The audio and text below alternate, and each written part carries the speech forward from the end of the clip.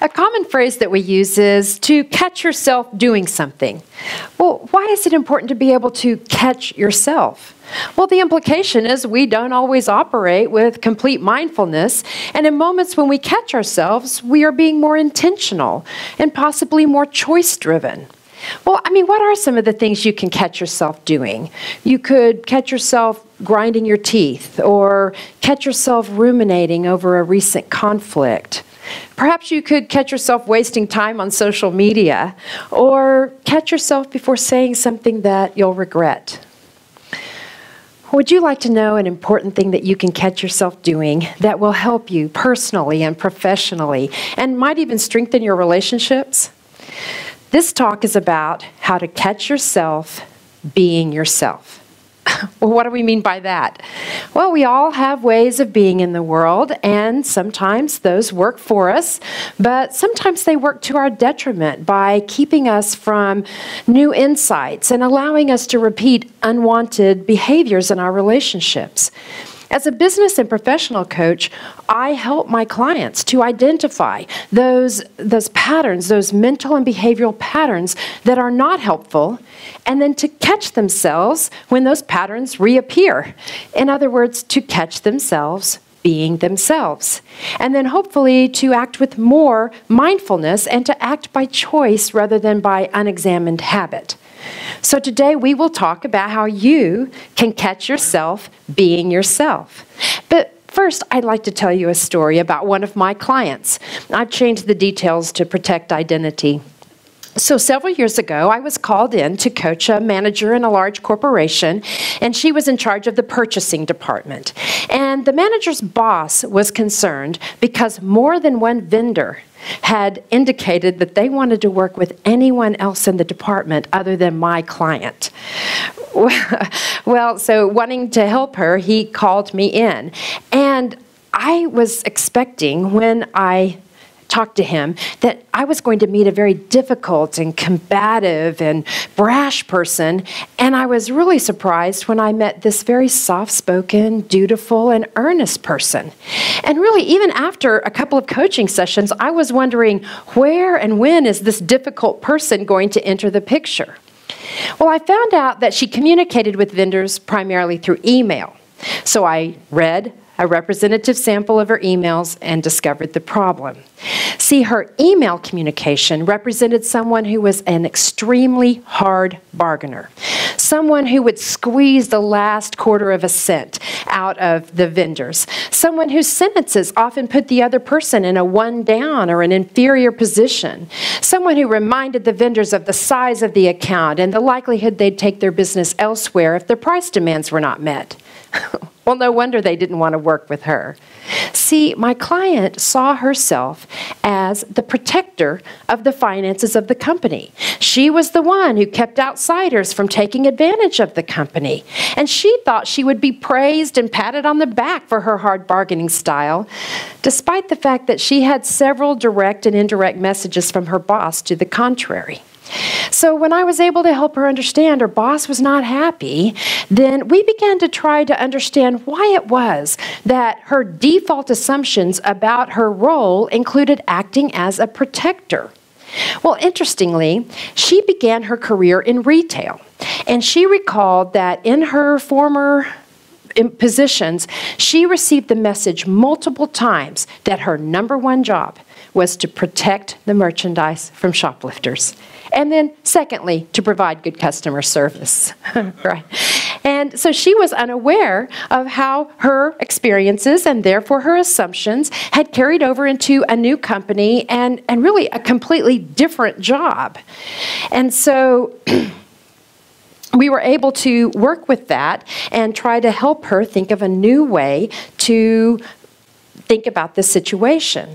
And so we came up with the idea of a partnership. And I encouraged her to work with the clients and to work together with them and to help meet the needs of the company and to help the company fulfill its mission. And I reminded her she could not be successful in her job without the vendors.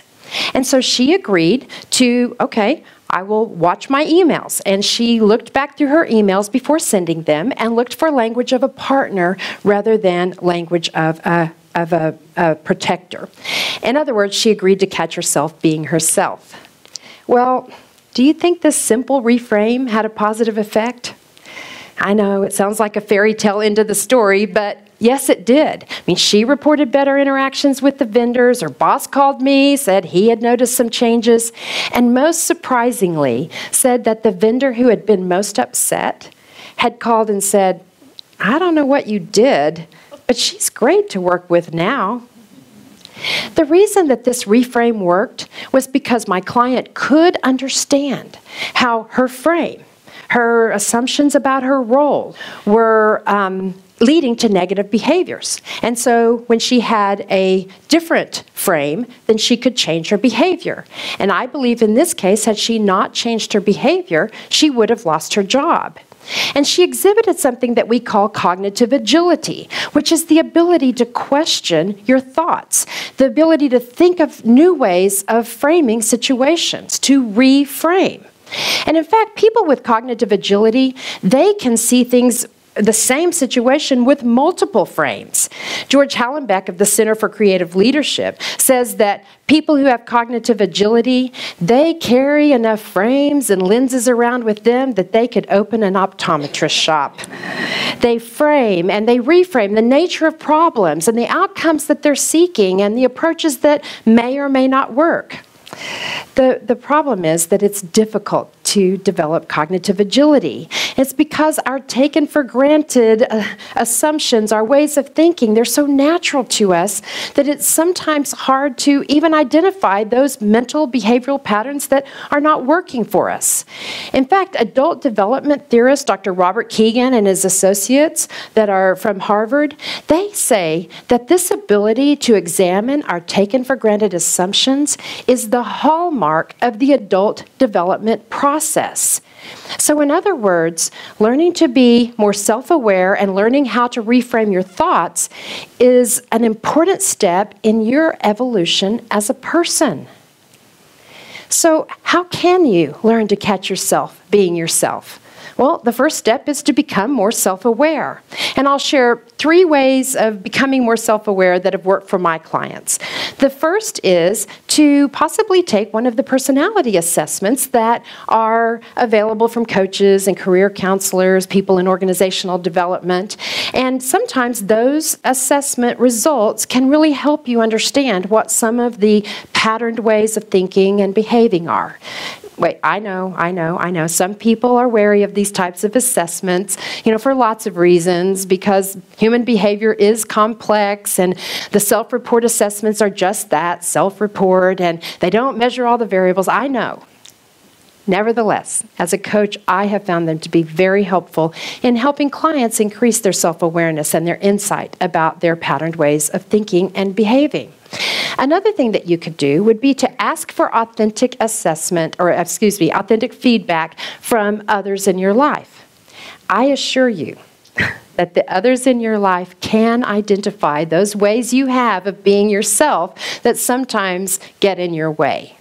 And after all, isn't being more self-aware not only understanding our internal workings, but also understanding how we come across to other people? A third way that you can increase your self-awareness is for you to examine the metaphors that you use when you're making sense or framing situations. I mean, my client used the frame of a protector, but it could also be a victim, a caregiver, a judge, a rescuer, a warrior, just to name a few. So, what are some of those metaphors that you use when you are trying to make sense of your role in situations? Well, one way you could know the answer to that question would be to listen to how you describe your circumstances, because our language is full of metaphors. So, for example, if you say, he shot down my argument, or if you say, I'm going to have to go to battle for our department in that next meeting, or if you say, hey, let's gather around and figure out our next maneuver, you could pretty much assume that you're using a military frame in that particular situation. But the important thing is, what does that frame say about your role? and your behaviors and what you expect of others' behaviors. See, the reason that these sense-making metaphors are important is because they have implications for behavior. So in my client's situation, as a protector, she was determined to keep anyone who might lay claim to the assets of the department or of her company, at a distance, as somebody to be watched over, somebody to be suspicious of.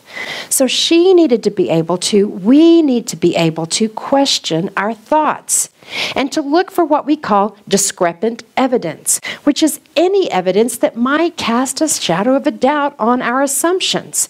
And she had plenty of instances of discrepant evidence. I mean, her boss told her he wasn't happy with her relationship with the vendors, and he gave her a big clue one day when he said, hey, everybody's got to eat, meaning that he thought the vendors were worthy of a profit. But see, she was so busy being herself that she could not pick up on that discrepant evidence that challenged her protector frame. But with the new frame, new ways of behaving opened up for her. I mean, not only did she check her email, she figured out, that partners are more likely to talk in person and on the phone when issues arise. So she began talking more to the vendors, which was a nice step in developing a better relationship. I mean, my point is, with the new frame, it was not difficult for her to make those small behavioral shifts that both the vendors and her boss noticed and appreciated. So, when you have been able to increase your self-awareness and you catch yourself being yourself, then the next step that you take is to ask yourself, is there an alternative frame? Is there another way of looking, another metaphor, another way of making sense of what's going on here? And then, what does that mean for my behavior? In my experience as a coach, this ability to reframe is one of the most important abilities that you can have. I mean, with this client and countless others, I have seen significant behavior shifts, great emotional relief, reduced anger, even reduced suffering as a result of the ability to challenge the current frame and be able to think of things a different way. So, I ask you, when's the next time that you will catch yourself being yourself?